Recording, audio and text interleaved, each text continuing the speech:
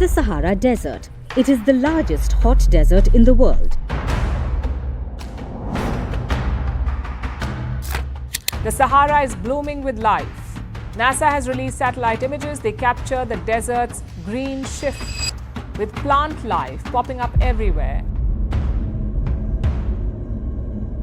For centuries, the Sahara has been treated as permanent, a final chapter in Earth's climate story. But under its scorched dunes lie forgotten rivers, buried forests, and the bones of animals long vanished. Scientists think that the area where the Sahara is today was covered with vegetation, and that it stretched all the way to the Arabian Peninsula. So, what could turn the biggest hot desert in the world green? This wasn't always a desert. And now, strange signs are emerging again, whispers that the cycle might not be over. Beneath the silence, something is stirring.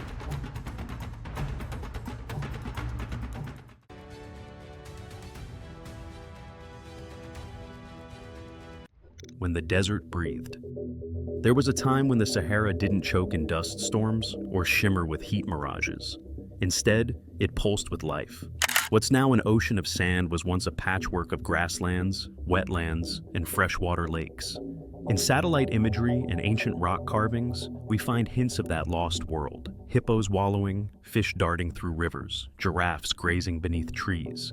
Archaeological sites dotting modern Mauritania, Libya, and Sudan reveal remnants of human villages, complete with pottery, stone tools, and burial mounds. These weren't fringe settlements. They were part of a thriving network of communities that hunted, farmed, and moved across fertile corridors teeming with wildlife.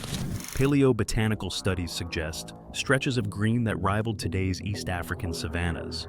Rainfall came regularly, seasonal rivers flowed, and massive animals, elephants, crocodiles, and buffalo, left behind bones and fossils that now sit, sun-bleached, in sand. This wasn't a blink in geological time either. The Sahara's green phase spanned thousands of years. Civilizations flourished within it, and then, sometime after 5,000 before Common Era, it began to vanish. The dunes began to return, the lakes dried, the grass disappeared, and those once thriving regions became ghostly, wind-scoured shells. But this wasn't some distant myth from the dawn of the planet. The real shock is how recently this transformation occurred. A landscape not so ancient. It's tempting to place the Sahara's transformation deep in the fossil record, but the truth is far more unsettling. The desert we know today didn't take shape in some distant epoch. It emerged just a few thousand years ago. In the scale of Earth's history, it happened yesterday. Evidence of the Green Sahara's recent past is everywhere, if you know where to look. Beneath the sand lie vast fossilized lake beds, ghosts of inland seas that once stretched for hundreds of kilometers. Radar imaging has revealed ancient river systems buried under dunes, some so large they rival the Nile in size. They no longer flow on the surface, but their channels remain carved into the bedrock. Even more astonishing are the aquifers. Deep beneath the Sahara, immense underground water reserves still exist, sealed off since the region's humid era.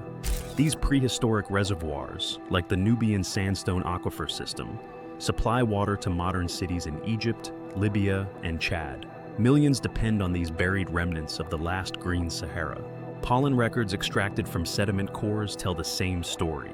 Trees, grasses, and tropical species once thrived, where today the wind leaves nothing behind. The Sahara isn't just a desert, it's a palimpsest, a surface scratched clean, while the memory of a wetter world lingers just beneath.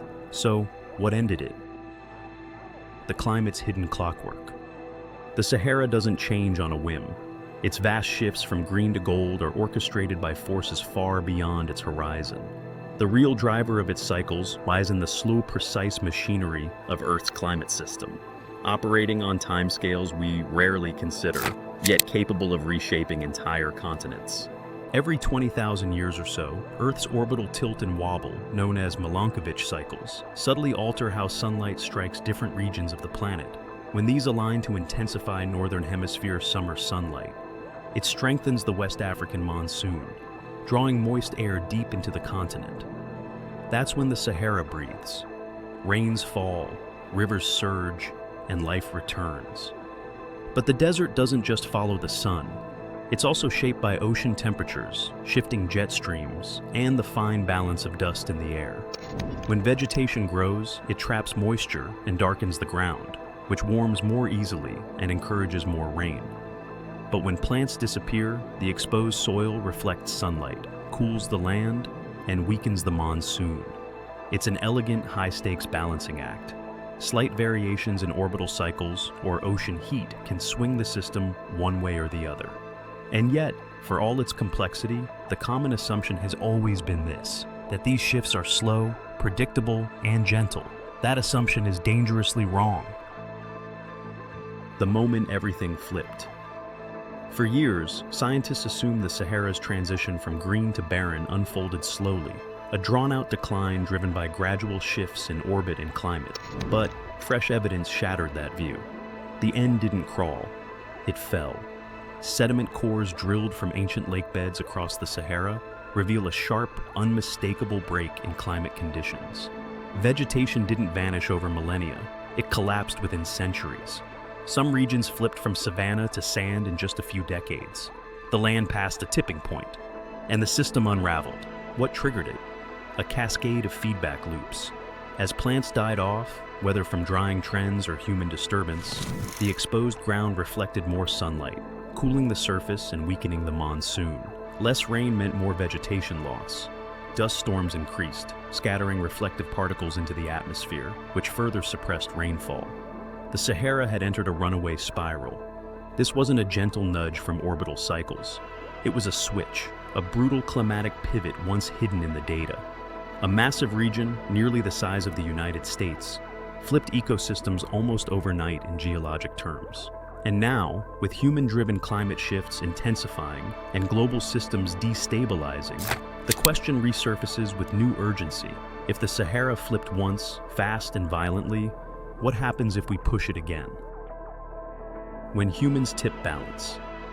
While orbital shifts and ocean currents set the stage, humans may have played a quiet, decisive role in the Sahara's collapse. Around the time the green phase began fading, ancient communities had already spread across the region, clearing land, herding livestock, and altering vegetation patterns. It's a small nudge in planetary terms. But in a delicately balanced climate system, even small nudges matter. Grazing and wood harvesting may have thinned vegetation enough to trigger feedback loops that tip the monsoon system over the edge. The result wasn't a collapse we caused outright, but one we helped accelerate. And now, millennia later, that power has grown. Modern emissions are reshaping atmospheric chemistry. Land use has scaled to industrial proportions. Some scientists argue that we're no longer just passengers in the Earth system, we're pressure points. In the Sahara, giant solar farms and greening initiatives may influence local rainfall. Deforestation elsewhere affects dust that settles over Africa. Carbon emissions shift jet streams that drive monsoon strength. We do not control the Sahara, but we are no longer bystanders. We sit at the controls of a machine we don't fully understand. The same feedback loops that once erased rivers and forests could be triggered again. Only this time, we wouldn't be reacting to nature. We'd be reacting to ourselves. A green return, uneven. The Sahara will turn green again. That much is certain. Earth's orbital cycles haven't stopped, and they're already shifting toward another humid phase. If left untouched, the desert would eventually bloom, maybe in 10,000 years, maybe sooner. But the timeline is no longer ours alone to predict.